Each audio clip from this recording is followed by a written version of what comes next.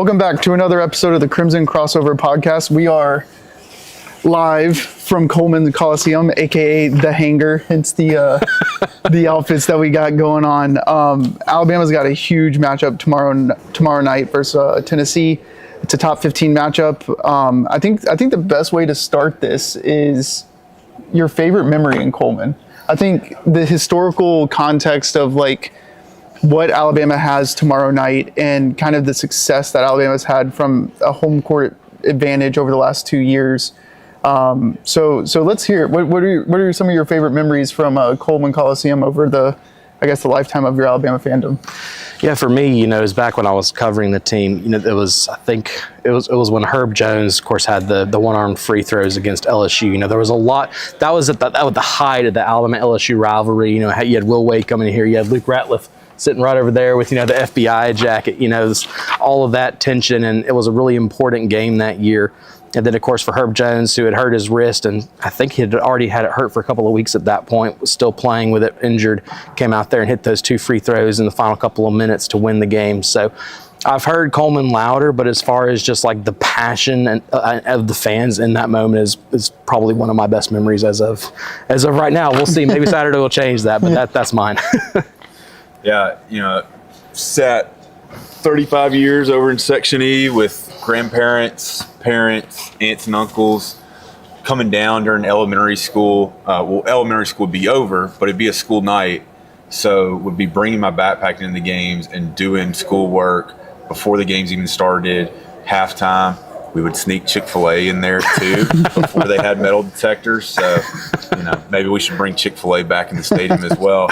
But in true Alabama fashion, since we shoot the three so well, I could only narrow it down to 3 games. And it starts in 2000, one of Coach Godfrey's earlier years, but that's when he had Grizzard and Terrence Mead and Erwin Dudley and Kenny Walker as freshmen. Shea Cotton was on that team.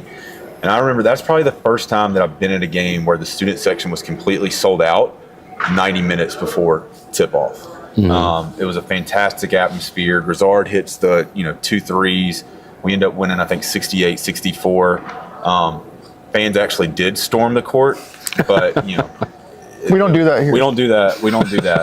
But that was an incredible memory. Being there with my dad and us, how excited we got in that game. Another memory was my senior year here at Alabama in 2011. I actually got to officiate the manager's game. Which awesome. Actually became the assistant coach game between Alabama and Kentucky. So you had Tony Delk playing for Kentucky and Petway playing for Alabama.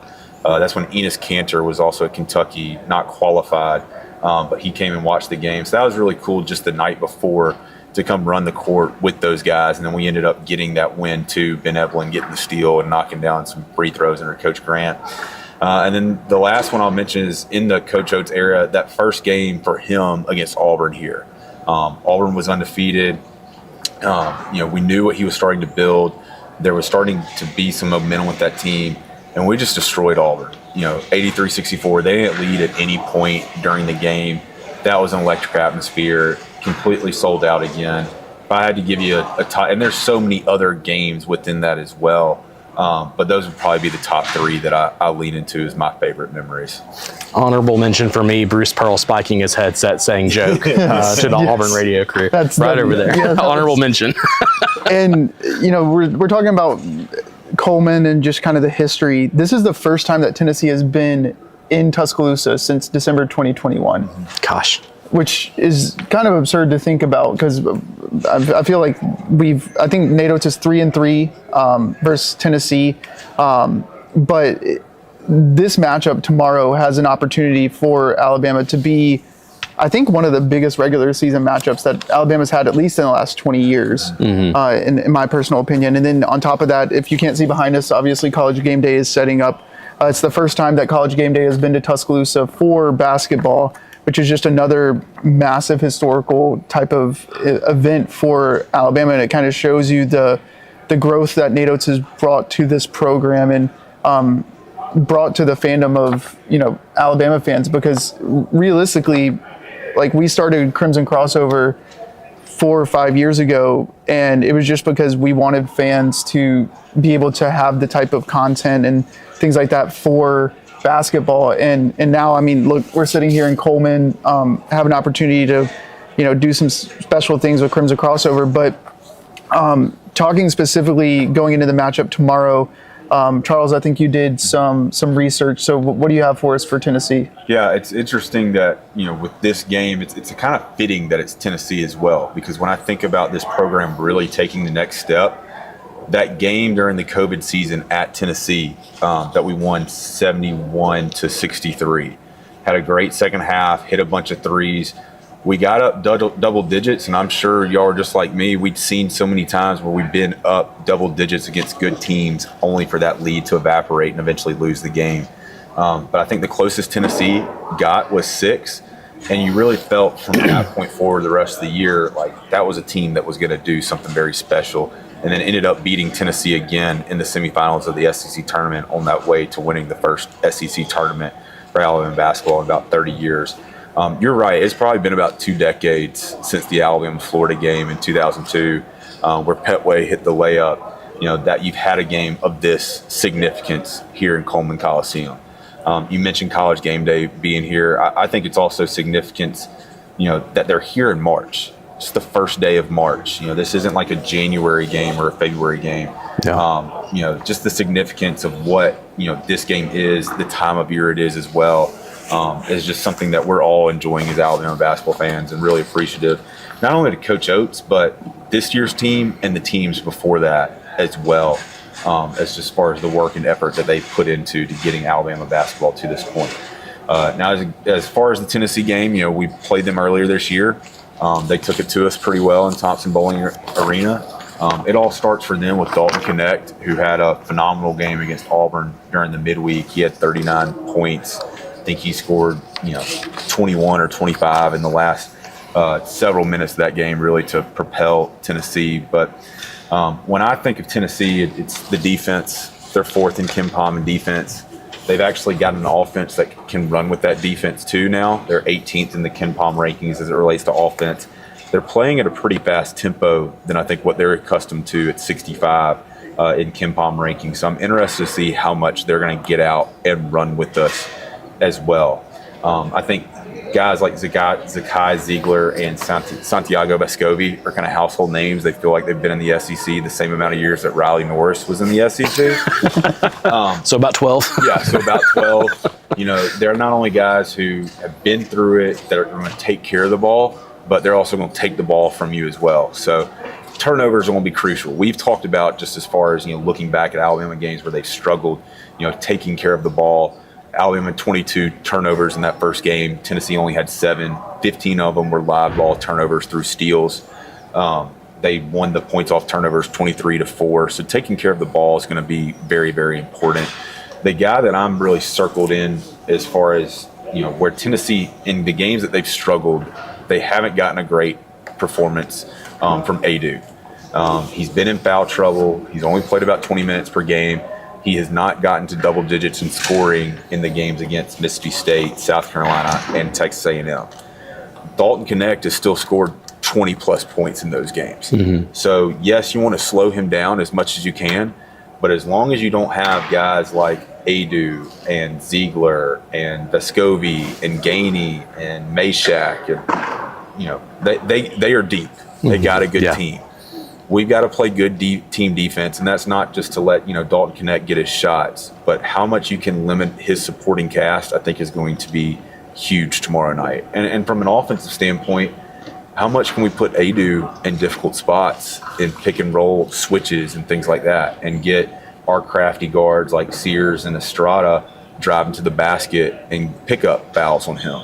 I'm really encouraged with the play that Nick Pringle has had recently. I feel like he could be very effective against Adu as well, not only on the offensive side or but the defensive side too, because he's playing with so much effort. But there's a reason why Tennessee's number 4 in the country. There's a reason why they're being discussed as a potential number 1 seed. There's a reason why, even though we've been leading the SEC for most of the year, that people continue to look at Tennessee as the team in the SEC. So it's going to be a phenomenal game. I expect it to be very close. I'd love if we could run away with it, but I think it'll be it will definitely be high scoring. If you're looking, as we continue to talk about our improvement on the defensive side, we're still going to give up points, not because we're a bad defensive team. I think it's because Tennessee's a really good offensive team as well. So, we just got to bring the energy, and not just we as the team. Like, we as the fans need to be bringing the energy throughout the night and really help this team for all 40 minutes. Yeah, and I think it's important to note that for this Alabama team, I'm pretty sure we changed the starting lineup since the last time that we played Tennessee. Yeah. I think we started with Gee, right? Yeah, and that goes to one of the points that I made on the space a couple of days ago. This is a very different Tennessee team than the last time these two teams faced, but this is just as equally a very different Alabama team. When Alabama and Tennessee played last time, Alabama was still finding their groove. They were still in a way kind of reeling from that skid during the non-conference. They still hadn't had everything nailed down yet. And even today, this is Alabama is still kind of trying to figure itself out right now while Trelly is still on the sidelines hurt, which hopefully, we might see him back this weekend. We're still not 100% sure about that yet. But if he can come back, that will really add to the depth of this team. But I remember mentioning on the space the other night too, a big key factor last time were turnovers. Alabama having 22, and I'm pretty sure Tennessee converted those to 23 points if memory serves correct. Alabama hasn't aside from the Kentucky game, Alabama really hasn't been turning over the ball really bad at all in the past several weeks. It's particularly here inside the arena that we're at right now. So if they're able to continue that momentum and able to limit that, the margin of victory for Tennessee was 20 points last time. 23 of those came off of turnovers. So if Alabama is able to force Tennessee to turn the ball over and take advantage of that, on top of being able to limit how many balls that they give away, I really like Alabama's chances in this game. I do think, like Charles said, I do think it's going to be close, but really you can kind of flip a coin just because both of these teams, they have similar strengths, they have similar weaknesses. They really stack up really well. I do give the edge to Tennessee as far as depth goes right now. I know, Charles, you touched on that, but overall, this is going to be there's a reason why game day's here. There's a reason why we're here. There's a reason you drove however many hours it is for you to get here. It's because this not just, I know you said it's the regular game of the season for Alabama. This is a top 5 regular season game in college basketball this year. So looking forward to it. Yeah, I did drive 7 hours last night, but I don't think I would have. Luckily, my wife told me I didn't have to go to Denver this weekend, so I could make it down to.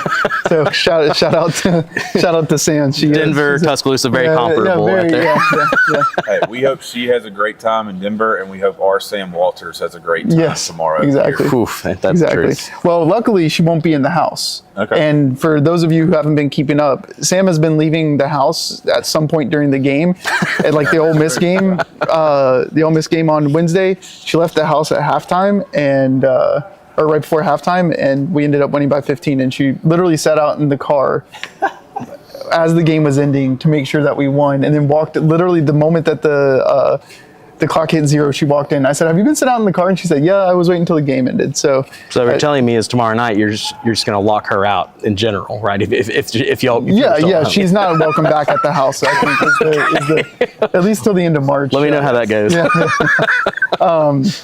But yeah, I think this matchup is for Alabama. I think this is a very difficult matchup.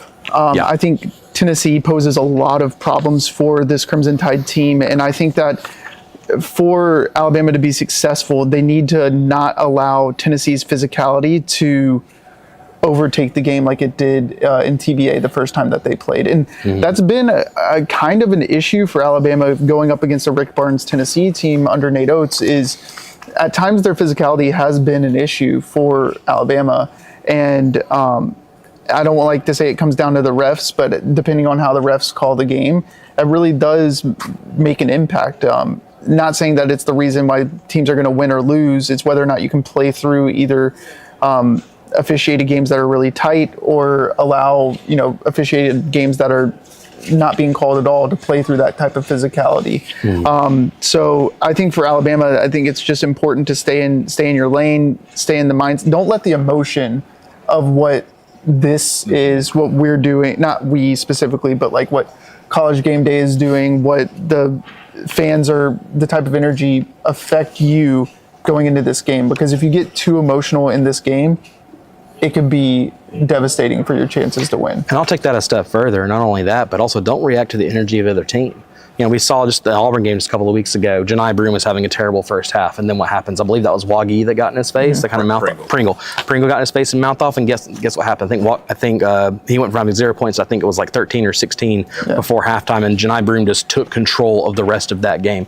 So not only, you know, don't react to the energy from external factors, but on the court, don't react to that as well, because you never know when one word that you might say might start a run for the other opponent. And what I do like for us, yes, the game times are much different. As far as this game tomorrow night will be at 7, and the game against A&M was at 11. But you think about all the fanfare that was going into that A&M game, the New Jerseys, with the Elite Eight team coming back as well. Talked about it several times about the maturity on this team, and there are times where we have immature moments, going back to the Pringle situation with Broom. There's probably been several others as where we take an ill-advised shot or just make a really, not smart foul, just running into somebody or putting our hands on them. But I feel like this team has been a very mature team as far as, going back to the Florida game, the last game here. We had forced threes in the second half when we knew we could get to the basket. Being down double digits at Ole Miss in a game that they really needed. And we came into it talking about, how much better the defense had been in practice. And then you come out and give up 42 points to Ole Miss. Georgia game comes to mind as well. This team, they don't get too high, they don't get too low. They stay the course. And tomorrow night, it is going to be very important to stay the course. I think that's something too, just talking about the history of this program and what Nate Oates has built. I can watch an Alabama basketball game and know that we're down 10 and still believe that we can come back and win. Yeah. Not that it's going to be, we're going to come back and make it a 2 or 3 point game, or we might even get the lead, but we're going to run out of gas and not be able to hold on to it. Or on the reverse side of that, being up 10 or 15 and actually know, hey, we're about to extend the lead. We're not going to give this back. Mm-hmm. And I think not only the confidence in the team, but the confidence in the crowd. I mean, I remember early on in Coach Oates' era and going back to Coach Johnson, Coach Grant, there was a nervous energy around here anytime that league got to double digits. I don't feel that anymore in here. I feel like everybody recognizes, when that other team calls a timeout, like it's winning time, and it's time to put the pedal to the metal and win the game right then and there with some defensive stops, or continuing to get out and run on the offensive side. And it's things like that are immeasurable, that you don't really notice, but are signs of the culture and the program changing. That's a perfect example of, 5-6 years ago before Oates got here, you never would have gotten that reaction or that intensity from the crowd. And now that the crowd is able to recognize that, that's kind of why we're here at Crimson Crossovers, to educate fans and to help fans get into basketball. And that's a great example. There will be no Price is Right music tomorrow night telling fans to come down, which is probably one of the low points of Alabama basketball. I feel like when I got here in the the late 2000s, and that was for SEC games, where you'd get through the first 5 minutes, they'd turn the music on. Tony Giles would tell people from up top to come down, because there's only 2,000 to 3,000 people here for a conference game. Yeah, not worried about that anymore. Mm-mm. No, and speaking about fans, I think it's important to let people know that, like you said, don't come to the game right at tip-off. Mm-hmm. Like, first of all, I'll say this: parking tomorrow is going to be terrible, or it's going to be awful. So expect that. But additionally, like, be here, be ready to be loud 15, 20 minutes before the game. I think it's crucial for the players to see that, like, okay, it's winning, like you said, it's winning time, and to have the type of energy, and like there's times in basketball where you can come into a stadium and you feel the energy, and you feel like the fans are, and Nate has said it. There's been times where the fans of Coleman have willed the team to victory. Yeah. It's happened a few times this year. And that's the type of mentality that needs to be brought tomorrow. It needs to be loud. You need to be, on your feet, cheering, and just, it's a whiteout, so obviously wear white. and yeah, wear white. Danny, come in here. So obviously J&J is our sponsor, and so we got Danny Stew right here, noted fan or noted friend of the pod. He's got the game day shirt on. So this is at J&J. It's a limited edition one, but if you don't have white going to the game tomorrow, like go to J&J, pick this up. I mean, it's a limited edition, once in a lifetime type of thing. Not game day coming to Tuscaloosa, but game day coming to Tuscaloosa for the first time for basketball. Yeah. So do that. I think they have a deal right now. If you spend $75 in the store, you get that shirt for free. So load up on white. Then, yeah, right. Yeah. And I think we want to try to reward people that are willing to get here and be in their seat 15, 20 minutes before the game and be ready to go. So I think we're working on a tweet right now from the Crimson Crossover account. But we want y'all to quote tweet it, reply to it, share a picture of you in your seat with the hashtag here in the hangar, and we'll put you in a little giveaway here. But again, we want you to be here. We want you to be loud. And I'm reminded of last year's team against Florida, against Georgia. I mean, those games were basically over in the first 5 minutes because of how we hit threes and they just couldn't keep up with it. So I am not expecting that tomorrow night. But wouldn't it be nice? Wouldn't it be nice? And, within conference play, if you take all of our scores in the first half, we're only beating teams by a total of 3 points, not an average, a total of 3 points. We get our leads in the second half. How great would it be to be playing with a large lead or any type of lead of substance in the first half and then go do it again in the second half as well? So you're definitely part of this game tomorrow. Be here, be loud, and let's quiet Rocky Top. Yeah. Do we got anything else? No, I'm good. I think that's a quiet Rocky Top. That's a good one. I'm gonna go find a brick wall so I can run through. Yeah, that was awesome. Well, guys, just so you guys know, for as far as schedules, we're not doing a space tomorrow. Obviously, we're here, but we'll be back on Tuesday with Chris Stewart, and we'll have a post game space following the Florida game on Tuesday. But other than that, I think we're good to go, and roll Tide. Roll Tide.